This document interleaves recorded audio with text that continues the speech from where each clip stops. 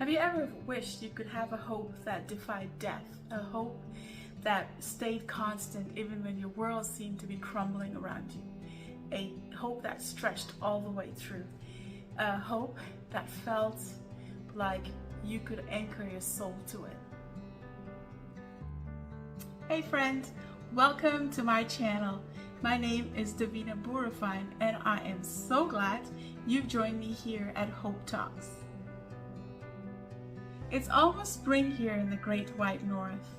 I love spring. Spring is one of my 4 favorite seasons now. Just as nature goes through different seasons, I think that our lives go through different seasons. There are times in our lives when everything is going fantastic. You know, the time when you wake up with a smile on your face and a spring in your step, and you go back at the end of the day feeling like everything went according to plan. And this could be like the spring seasons of our lives, when the roses smell sweeter, the sun is shining that much more golden, and life is just exactly how you've planned it. And that's an amazing season to be in. But there are also seasons, I think, in our lives where everything feels gray, and just waking up is a Herculean task that we have to accomplish. And you know, and the sun doesn't seem to shine through the clouds, and you feel so isolated from the people you love. Or even worse, you are standing at a gravesite saying goodbye to people that you deeply love. Feels like such a final stage in this thing we call life, and we wonder if there can be any hope when death seems to have us in its crosshairs, or if we wonder if there's any purpose to our lives when everything seems to fade to black eventually. I came face to face with death in 3 instances in my own life. When I was 6, I lost my sister, and even in my childish grief, when I didn't know what life meant, or if there was even life after death, I remember the thing that comforted me the most was my parents telling me that even though my sister had died, that there was the hope that Jesus will come and take her to be with him. And that comforted me deeply. And then fast forward, and I had to come to a point where I had to say goodbye to my own baby. And the grief of a mother felt different. It felt overwhelming. And I was trying to make sense of something that couldn't make sense. Have you ever wondered if this is all there is to life, that our daily routines, you know, the ones that felt so significant and so important, that after a particularly big grief or loss just felt so stifling and so disengaging?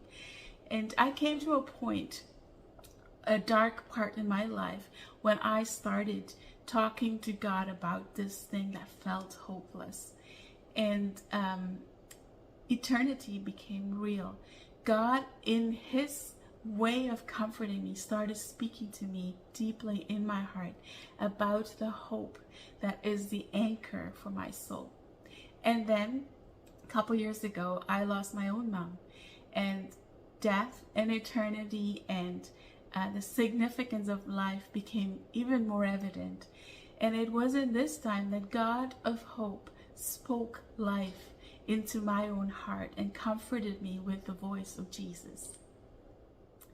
We all long for a hope that can weather the crazy storms of our lives, a hope that can tether us to something stronger than ourselves, and can take us through the ups and downs, you know, the joys and the sorrows, the losses and the victories, and in the good news and in the horrific news. From my own experience, through going through the seasons of life, the winters, the summers, and the springs, and every other season of my life, I have come to find out that there really is nothing that can be a source of constant hope in this world. Now, that's not supposed to be morbid news. It is actually a fantastic news, because as I realized that, I came to find something amazing, or should I say, someone amazing.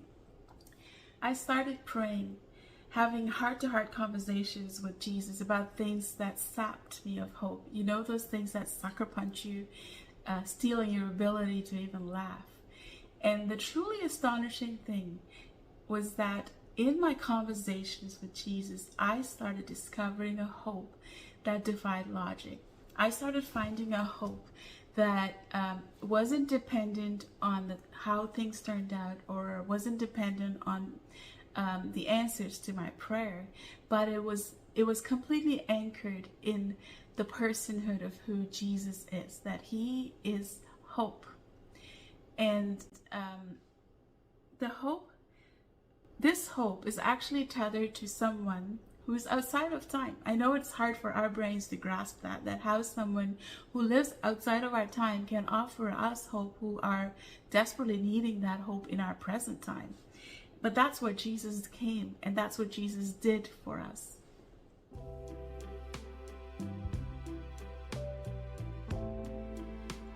In a couple of weeks, people all around this world will be celebrating Easter.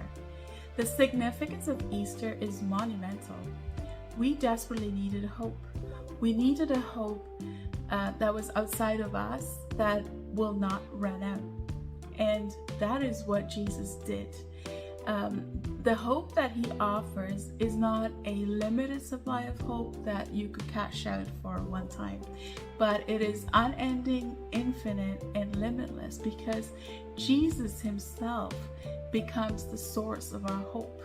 And he promises to step into our lives, hearing us, whether it's a whisper on our lips or if it's a raw cry that's breaking our hearts. He promises to hear, and he promises to come with his hope when we ask him. So my friend, this Easter, let me encourage you to find hope in Jesus for yourself. Don't take my word for it, although I can assure you that I have found his hope to be a lifeline for me.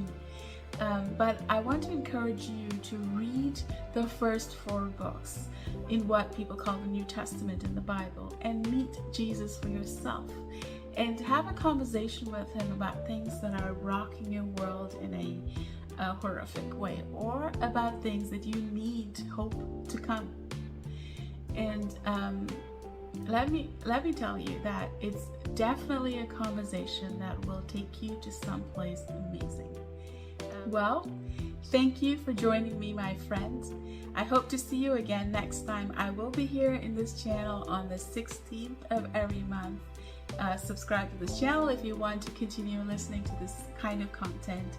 And until next time, I hope you have an awesome day.